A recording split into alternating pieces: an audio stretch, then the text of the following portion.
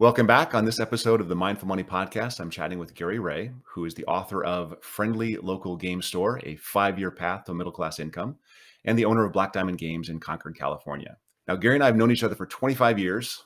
Can you believe that? We studied Buddhism together at the Institute of Buddhist Studies in Berkeley, California. We've played D&D together on and off since the mid-90s. And full disclosure, I'm a small partner in his game store. Also, he is the Gary that I mentioned in my book. Gary, welcome to the Mindful Money Podcast. Thank you. I don't remember being in the book. You're named in one spot. Okay. So Gary, for the listeners, tell us where you're calling from. Where's home? I live in Richmond, California, Okay. which is a And suburb of the Bay Area. And my store is in another suburb in Concord. So it's about 25 minutes from here. yeah, where'd you grow up? I grew up in I was born in Pennsylvania. So until I was 8, I was in Pennsylvania. Then I moved to Irvine in Southern California. So Orange County. So yeah, I consider this home now, but it took a while. For sure. So when you were growing up, I guess either in Pennsylvania or Southern California, do you recall like lessons that you learned about money as a kid? No, because my parents kept it secret. My parents did not want us to know what was going on financially. So when we moved to California from Pennsylvania, that was kind of a difficult time for my parents financially, but they kept it entirely secret. And it wasn't until my father had his own consulting business that I kind of started seeing the kind of hand to mouth checks coming in, going to the bank, that kind of stuff. Generally, they never taught us anything about money or money management, none of the stuff that I make sure I teach my son, because I'm really concerned as an older parent that he may not be prepared for that stuff. I may not be around to correct him when he makes big mistakes. Right. So are there any experiences you had that stand out as really important in the development of your money story? There's a lot of mistakes. So there's a lot of instant credit card debt at 19 when I got to college, where I got a credit card without really a job and maxed it out, and I was pretty much in credit card debt all through college. It was only like $1,000, so that was the upside to that. But it was perpetually being in debt for $1,000 and getting my car fixed only when there was enough money on the credit card to get it fixed, as opposed to having cash. So it was pretty kind of, I don't know, hand to mouth when I was in college. But I was a student, so I never thought of myself as poor, or my parents could always step in and bail me out if something really bad happened, right? I don't think I really took control of my finances until, well, really my first career job. Until then, I still have bad dreams about not having enough hours on my schedule to cover the rent, stuff like that. It still happens now, right? Wow. Yeah. So you said, I didn't notice about you and your history, that your dad had a consulting business. So was entrepreneurship something that was in your family, something that you were taught, or? It really wasn't. And my father, the consulting was just kind of, he was already in IT, so doing IT consulting was very close to what he had done before. In fact, a lot of years running my store, I would think, wow, I should have just became an IT consultant, because it was like adjacent to my previous career, didn't have any risk involved. There wasn't like a big capital expenditure to get started. So when I started the store, they didn't know what to think of that. They thought that was a very strange thing to do. No one they knew or in the family ever had a store. And it wasn't until like years later, my grandfather had a barber shop for his entire life. And it took them a long time to kind of connect. It's like, oh, this is like your grandfather's barber shop. I think we get it now. I think we understand what you're doing. But it's very strange not having that in the family. I have a lot of peers that have retail in their blood, and it's just, they're naturals. That's just a natural thing you do. This is very odd to me. Everything was a learning experience. So I've known you a long time, and I know that I knew you when you had the big salary and you were in the tech job, and I watched you kind of trade job for job to get a 20% increase and a signing bonus, and in that period of time. So you traded that all in for a 5-year path to a middle class income. Right. So what was your thinking there?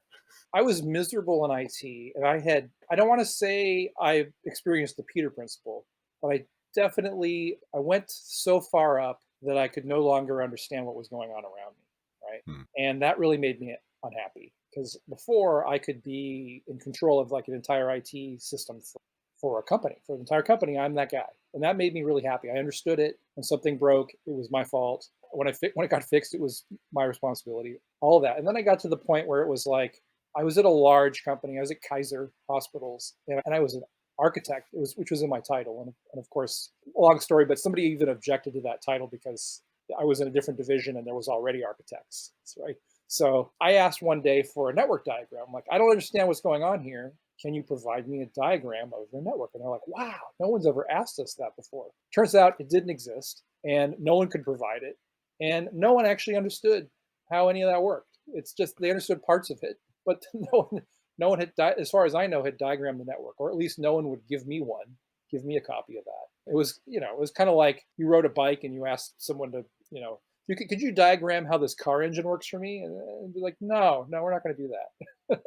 That's far too complex. All you need to know is, you turn the key, it starts. So how does that contribute to like misery so that you end up leaving? I have a level of control that I need to feel happy about what I'm doing with my life, and I felt like I had no control Mm. over anything that was going on. Not only did I have no control, but I had no understanding, which was even worse, right? It's not like I get what's going on. I wish you'd throw me in the game so I could do it. It was like I don't understand this game, and I'm not playing in it. So why am I Right. here? And it took me my last job. It took me 6 months to. I was there for 6 months, and my boss called me into his office and he apologized that he had not really found anything for me to do for the last 6 months, anything relevant. I was doing stupid stuff. And so he had promised at that point that he would find me some relevant work, and I gave my notice. That was that meeting. And I had already built a store in that 6 months. I had decided when I got there that was kind of the final straw. And I spent my lunch hours across town building a store out to the point What do you mean by that? What is building up a store at that point? I leased a space, I hired a contractor, and I built out the space to be my store. I So installed literally literally you built. like Okay. I would be there on my lunch hour, inserting slat wall inserts into So slat wall. so take us back to before that. Like you're working, you're unhappy. How did you have this, I should start a gaming store. How did that come about? It was a really it's a cautionary tale, right? Because this is very easy. It's very easy for this to happen. I was at the previous job and I was with a buddy I was working with, and we would just go off at lunch for a couple hours at a time because like we were just so disgusted. And we would go to a game store in San Francisco. We'd go to Gamescape in San Francisco, and we talked about how we could do this better. And I would get there and I would special order things, and they would lose my special orders, or I would question like, how come you don't have this high-end product on your shelves? And there would be no good answer from them. So they weren't serving me at all. And we discussed we could do this way better. We discussed starting a store, and he had been a barista and he was a very smart guy, Carl. Carl had great understanding of how to run a coffee shop. And we were going to run a joint coffee shop game store, which is actually really popular right now. That's a really good model. And eventually Carl left and I left, and we got back together, and I told him about how I was going to start the game store, and Carl had already moved on. He wasn't interested in the coffee shop. He had a fiance, he was going to get married, he was doing more consulting work that was more meaningful. And that was the thing is the trap is you see a business and you're like, I could do this way better. And of course you can, right? That's the first thing. Of course you can. But should you? Is this where you should be spending your time? The other thing is there are reasons why that store wasn't serving me well. I was an outlier in that business model. As a customer, I was an outlier. I was the guy who drove up in the BMW, who was asking for custom painted buildings from hand painted in China, and nobody else buys that stuff, right? Except guys like me, and there aren't enough of me to go around. And I learned that when I started the store and filled it with all the things that I wanted. Is that people actually don't buy this stuff. I understand better now, like why the stores were not catering to my needs because I was an outlier. My needs were not mainstream enough to make any money at this. So go back to the idea of Carl. That was probably what, a year before you did it, a couple years before? It was like a year before. Yeah. Okay, because I remember sitting around the game table and talking about you saying, "Hey, I'm thinking about doing this," and I remember a couple guys around the table saying, "Hey, that's a great idea. Let's how can we help?" And I remember you talking about traffic counts and talking about people walking by the store and walking scores and these kinds of things and Right. seeking the right place and all the detail. And I don't know who said it, but said, Gary, you got to have a business plan. You're like, what's a business plan? Right. Right. So talk about some of those lessons that, maybe partners mentioned it, maybe mentors mentioned it, that you Right. learned early on that were critical in the setup. There were two parts to that. First is the business plan, which is basically the research that you need to open the store, both in things like location, but also the financials. Because I had no idea how to do things like an income statement. I had no idea how to project sales. I really had not a clue in the world. And I remember sitting in Excel and punching in numbers and trying to make all this work. Like I was faking an income statement because I didn't really understand how it was going to happen, right? Or a balance sheet or whatever. None of these things made any sense to me at all at the time. But being asked to produce this, even if it was, I mean, business plans are half research, half bullshit speculation, right? It's like because the business plan basically says we're going to be successful and here's how we're going to do it, and you don't know if you're going to be successful, and then but now you have to say, well, here's how we're going to do it, and you don't really know how you're going to do it. You just know you're going to spend a bunch of money and people are going to give you their money. And at the end, you're going to have a reasonable profit margin. What's a reasonable profit margin? Nobody even knows the answer to that until I asked a bunch of questions and started figuring it out, which is a crazy thing to not know what your average profit margin is for your industry, right? To start a business and go, and I have friends that are starting business, and I'm like, well, what's the net profit for your business? Like, well, you expect to make $1 million. What is the average? And they don't know. They have to go research that. They don't know. That's not available. So the business plan is really important. And my book is kind of walking people through the elements of that business plan. So that the first idea there is, the first question is, how much money do you want to make? And it's a very transgressive question to ask in my trade because it's a hobby trade and there's a lot of passion. And Right. to ask, how much money do you want to make is kind of like, what makes you think you're going to make any money? What makes you, they don't want to talk about that. So that's where I start. How much money do you want to make? Now let's work backwards from there, right? Because then we're going to need sales to make money. We know our profit margin. We need to know what our turn rate is, so we know how our performing inventory turns into profit, right? And then once you know your inventory, you know generally how much capital you're going to need to start the business. You're going to need capital for that, furniture, fixtures, and equipment. You're going to need startup losses. You're going to need to, including paying yourself, because most people don't even pay themselves during this time. They just somehow survive. So, and part of the book is it's a discouraging process, right? It's like, let's start with making you money. Now let's go back and see how much money you're going to need to start this process. Oh, this is a lot of money, isn't it? This is six figures. This is like $150,000, right? Do you have $150,000? Maybe you don't want to do this. Maybe, and here's the trap: if you don't have enough capital, you're going to end up with buy a job, and you're not going to make the money you want. You're going to constantly be poor, and you won't want to quit because you still have this job and this investment. You have sunk cost fallacy. So that's what the book is basically about. And it's funny because the store owners like to carry the book because it discourages people. Come in all the time wanting to start stores.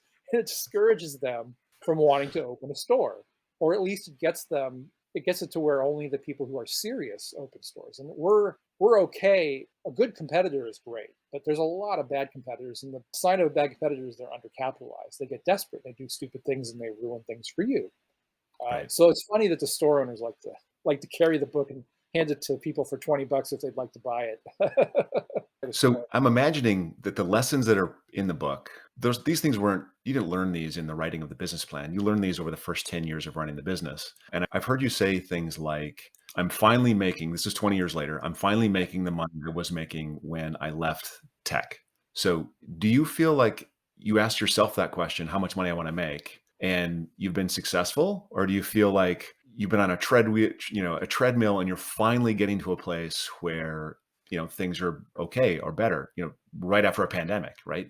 I was making pretty good money before the pandemic, and now I've been forced to invest a lot of money into inventory. Hmm. And now I'm realizing that I had a lot of potential that was unrealized beforehand because I was undercapitalized, even more than I talk about, right? And now that I've properly capitalized the business, I see enough revenue coming in to where I'm like, oh yeah, okay, I could see I am making about as much money as I was making during tech, and I can finally pay my employees more. I could do those kinds of things that I've wanted to do. It's a great feeling, but it took a long time. There were different stages of this business where the more money you invest, like, you can slow your growth quite a bit by over investing, and that's what we did. But it's kind of a boomerang slingshot kind of thing where it's all this potential energy, and eventually it catches up, and then the money starts finally rolling in.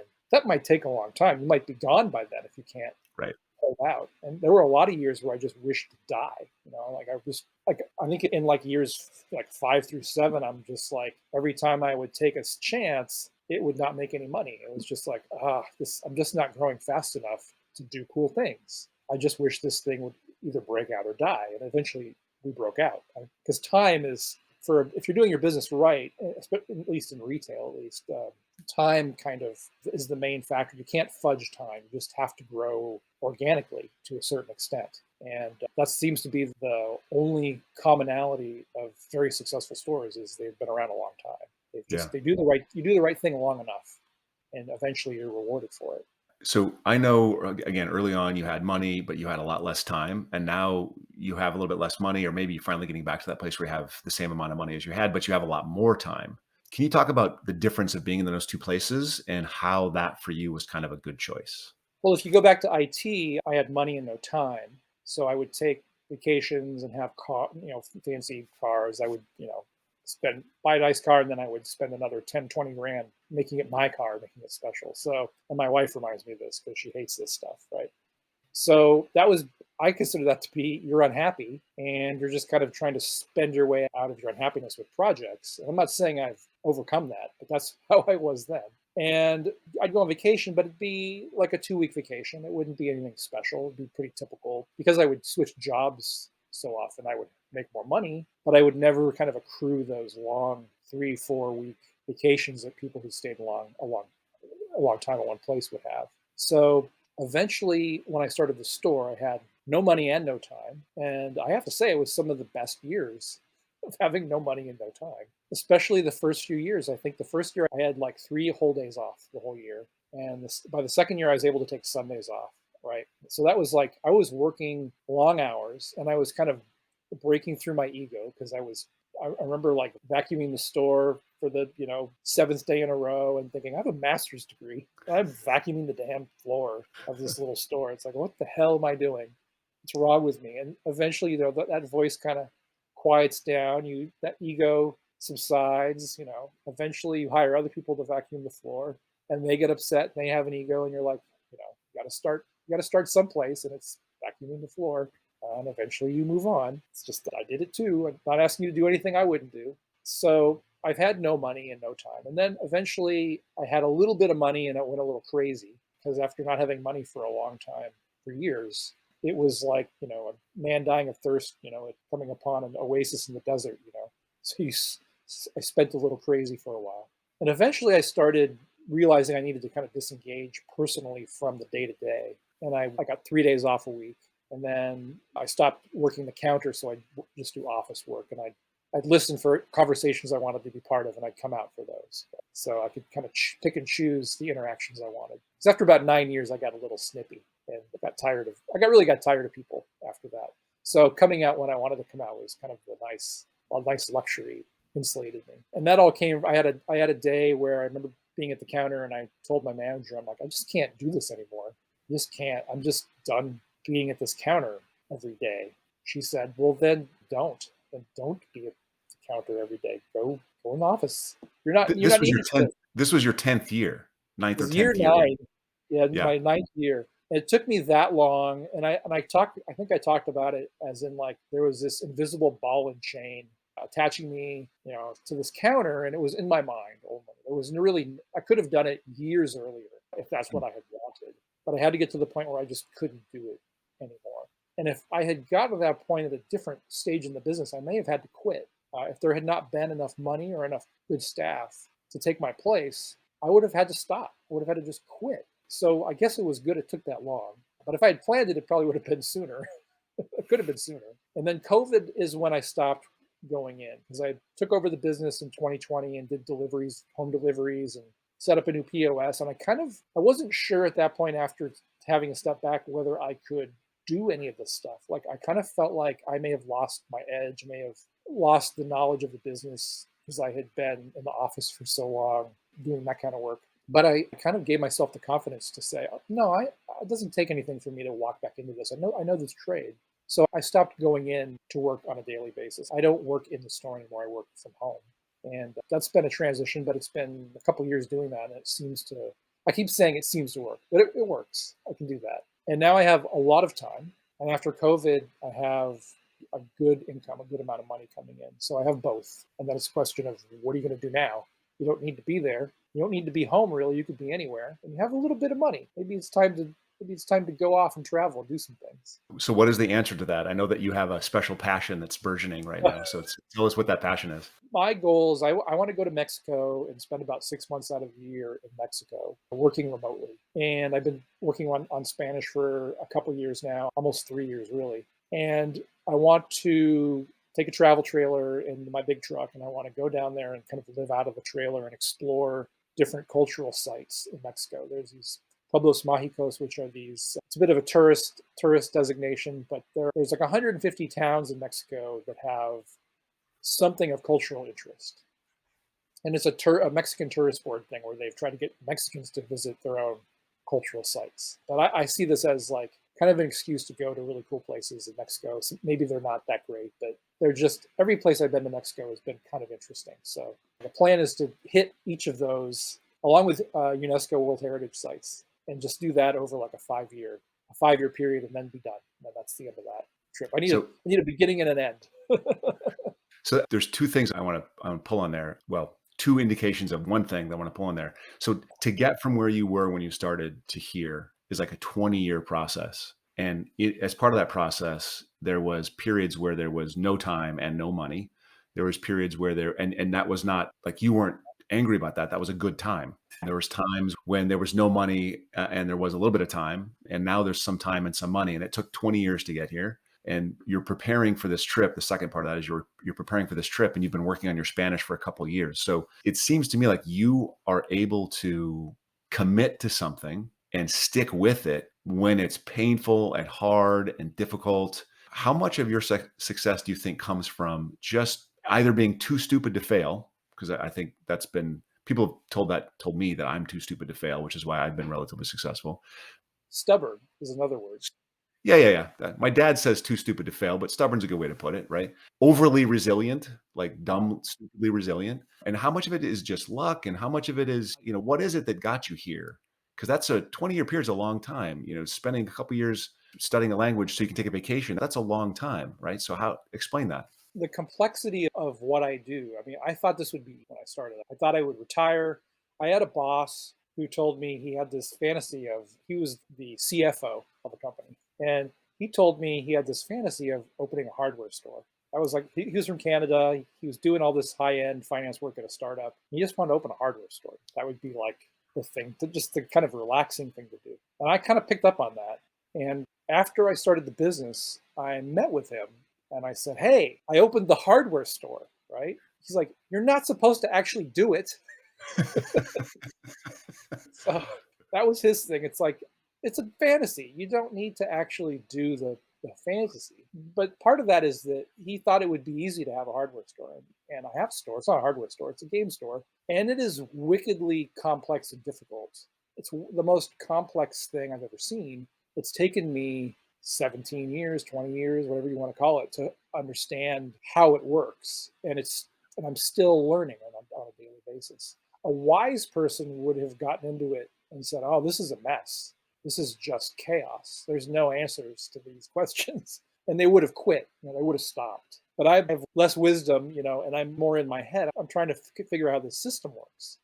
So the fact that it's been so complicated, that it's such a difficult thing to crack, has kept me in it for as long as it has, because there's always another challenge, another opportunity to try to turn something around, try to make something better, try to eke out a little profit. I think if it had been easy, I would have quit really, really early on. So it was the interest. It was the complexity that made it interesting. Yeah, which is another trap, right? If you want to talk about traps, that you can do it better as a trap. Getting stuck in something because it's so complex and being fascinated by the complexity is a trap. So talk a minute about the trade-off. So I think you've written blogs about the impossibility or the difficulty of retirement savings as even a successful retail store owner. So are you thinking about what comes after work? No. You're not. Well, yes and no. Yes and no. So here's the problem, right? It's if you do this and you're undercapitalized, it's going to take a lot of years before you can really save money for retirement for yourself. And you should do it as soon as. So the first thing I have to tell people, because teach the young ones how to do this is you have to pay yourself, right? And just try to get them to pay themselves is the first step, because a lot of them are like, "Oh, I'm profitable." I'm like, "Well, what's your salary?" Like, "Oh, I don't take a salary." Like, "Well, then you're not profitable. Take a salary and then come back to me and we'll talk about profitability." Right? So you might spend a lot of years just trying to pay yourself if you haven't planned that properly. Like I've part of my book is to pay yourself on day one and never stop. If you can't pay yourself, you're done. You should be done. You should go get a job. So you got to pay yourself first, and then you got to pay yourself again. You got to save for retirement, right? And most people don't get to that, and I really didn't get to that until recently, and now I'm playing catch up like a lot of people. There's another stage to that is being able to have enough profit to save for your store. It's like just like you have a special account, your store should have a special account for things that break or for expansion or for needs. And I have only seen a few stores that have this, like only the largest stores. I know one store where they on every in January they have a meeting between the two partners and they're like, how are we going to spend our fund this year, right? Like that is just god level retail, right? Like we have money, how are we going to spend it? Because most of retail is about fixing things as they break, and everything breaks. Absolutely everything. I'm replacing toilets and air conditioners and carpeting. And if you're there long enough, you do it again and again and again. It's not a treadmill. And if you don't have enough money, you're just always digging into your pocket for, the next. It took me like 10 years to put new carpet in. The carpet was disgusting, but I just really couldn't come up with the money, couldn't justify it for that long. So there's so little money, and you just have to prioritize it properly. And I didn't do that properly. I could tell you what to do, but I didn't do it that way. I think you can save for retirement, but I think there's a stat that says some huge number, like 80% of small business owners don't have any retirement savings at all. That doesn't surprise Right. me. Right. So, well, we could go really deep on that one topic, and maybe that's a different podcast, but I'll set that aside for now. So, the purpose of this podcast, the Mindful Money podcast, is to help sort of real people who have limited access to professional advice make better financial choices. And I think you Right? can speak to the small business people out there. And you've never claimed to be a financial expert, No. but you have experienced some trade offs and you've made some of your own. So, can you give our listeners just one thing that they can do this week that will improve their financial well being? And then we'll ask the opposite of that in just a sec. If you're not paying yourself, pay yourself something, even if it's like $100 a week. Right? Just start. Just starting the process in your mind allows you to then build on that. So I didn't give out any profits until I think my third or fourth year, but just the act of giving out like $1,000 during Christmas to investors, that process built to where we are now, where like half my income is now profits, is now dividends. So I would say do that, and as soon as you possibly can, and maybe at the same time, start saving for retirement, even if it's 1% of your income. Yeah. Some tiny amount is just to get your foot in the door. Start Put it the out habit. Start the habit. there. Start the habit. It's really starting habits. Everything Yep. I think for me is habits. If I can habitualize my behavior, then I will continue doing it. So Yep. it's like I So, do a little bit of Spanish every day, just a little tiny, like 15 minutes is enough to just kind yeah, of, good. but every single day. Yeah. Yeah. So at the same time, there's a ton of financial noise out there. Like do this, do that, do this, do that. So what's one financial concept or action that sort of pervades culture, but we're better off just completely ignoring? I mean, it's most of it. It's most everything. Like, well, here's something I can tell you. My business has almost the success of my business, or the sales, or whatever you want to call it, has had does not track against any of the financial news of the day, right? Like something has to dramatically happen, such as COVID or like 9/11 stopped a lot of businesses cold. But generally, I still spend a lot of time like watching financial markets and podcasts and things like that. And it honestly has no bearing on anything. I feel good because I have this context of what's going on outside of my business. But generally, kind of minding my own business is probably the best use of my time, as opposed to trying to look at tea leaves or other people looking at tea leaves. So it's like It's, ignore the that noise. rules, It's all noise.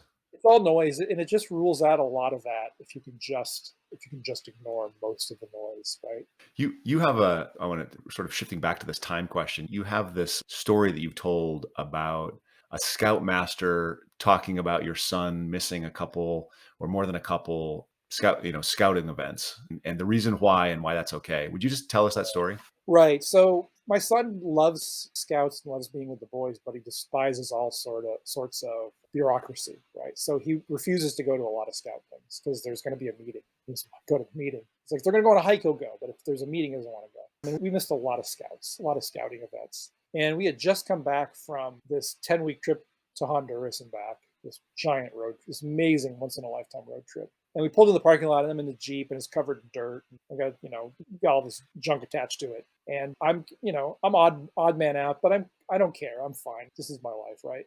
And the scoutmaster comes up and he's like, I get it. I'm like, what do you mean? It's like you go off and you do all these, great adventures. He doesn't really need what we're doing, right? He doesn't really need scouts. And it made me realize that sense of adventure, the camaraderie, the adult male role modeling, that kind of stuff is not available to all the kids out there. So kind of scouts plays that role. And I was kind of already, I didn't understand it, but I was duplicating the efforts. I was providing the scouting experience while he was in scouts, and he was missing scouts to do it. So Well, I don't know if that was the story you referred to, yeah, no, but that's a great. I kind of was apologetic that we were always missing these things. But we're going off and doing these adventures and having a great time. Yeah. And you say that's a 10 weeks to Honduras or 8 weeks to Honduras, and that's a once in a lifetime, but now you're about to you're planning on the departure for 6 months and sort of 6 months a year for like 5 years. So maybe it's not once in a lifetime. I mean, if you build it right, you can kind of take that. You have to make choices, right? Yeah, you got to build it right. The 6 months is really tough because 3 months is a vacation, but 6 months is a lifestyle, right? Yep. So it then becomes like, what are you leaving behind? Who are you leaving behind, right? You have, like, I can't, trying to find, I'm 54, trying to find someone who wants to go with me, who's my age. No, it's very difficult because by 54, you have roots in the Yep. community. And if you don't have roots, you're a bit of an outlier in that respect, right? So I have one friend we're going to go, but nobody else wants to go. They'll come and visit you on your adventures, but they can't take the big commitment. Yeah. They join you for a week. Right. And even my son, I want to go with him on these adventures, but he's 17. By the time we go, he'll be 18. We'll probably do a summer together first, the last summer together like that probably. And then he'll be off in his life, whatever that is. And then the next trip will be the 6 month trip. And that will be, I'm not sure who's going on that trip yet, right? That's a pretty crazy thing to say, right? Because I'm putting a lot of money and time into this. I'm not really sure who's going, and I don't really want to go alone. So yeah, so it's very different. And you start to realize, like, what are you trying to accomplish? What are you trying to get away from? What's good in your life now that you're going to miss when you're gone? Is this really what you want? Is there something you could do that's not like that, right? This is where you have a partner who wants to go with you, you're in great shape. If you don't, Right. that might end a relationship. Who knows? That'd be hard to survive for sure. 6 months apart. That's not going to be Yeah. easy. So we started sort of asking you about lessons you learned about money. What are some of the lessons to sort of change the script? What are some of the lessons you want to leave with your son? You spend a lot of time with him. You're doing some adventure stuff with him. What do you want him to walk away with? I want him to understand some of the traps that I fell into so he can avoid them. Like debt traps are obviously really big. He really likes cars. I've unfortunately been on him with cars, so I'm trying to get him away from the car trap. So we're talking about if he goes off to college, I want to get him a car if he needs transportation, but I prefer that he doesn't need transportation. My father told me not to get a car when I went to college, and then I wouldn't have to work, and I could focus on studies, and I could work when I came home for the summer. And within a couple months, I got a girlfriend, and then I needed a car. And then I got into debt, and then I had car repairs, and I had to get a job, bunch of different jobs. So I kind of like was told what to do, and then didn't listen, of course, and then fell into that trap, which I'm probably still in. So and I'm starting to get him to save. He's got a debit card now. He gets some allowance goes on there. So there's different things that I was not, and I've always been very upfront with him about money and Yeah. where we are, like what's going on with the business. I want him to understand that. My parents didn't want us to stress about that. It's like, no, you can stress. If you're my kid, you can stress about where we are financially. I Well, want it's him something you can keep this in mind, but barbershops are pretty successful now. Maybe someday he'll start a barbershop. to right, right. Full The circle. family footsteps. Yeah. So just a couple closing questions I'd like to ask. And one of them, I think you'll know where this is coming from. So what's the last thing you kind of changed your mind about? I think the big change is that I'm I don't want to buy or be involved in anything that requires me to work more.